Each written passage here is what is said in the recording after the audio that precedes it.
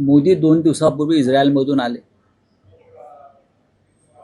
भारताच्या जागतिक धोरणाला बसलेला हा धक्का आहे.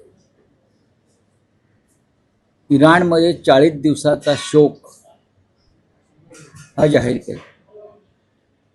इराण हा भारताचा मित्र होता, अर्थात इस्रायल सुद्धा आहे. इराणनं भारताला आपल्या संकट काळामध्ये अनेकदा मदत केलेली आहे.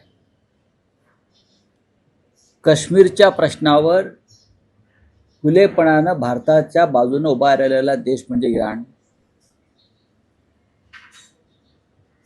त्यानंतर इराण भारताला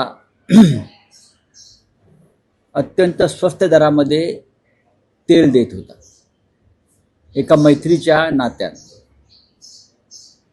इराणनं हे नातं आपल्याबरोबर कायम जपलं. इराणनं भारताशी कायम मित्रत्वाचं नातं ठेवलं. अशा इराणच्या संदर्भात, या युद्धासंदर्भात भारतानं एक भूमिका घेणं आवश्यक होतं.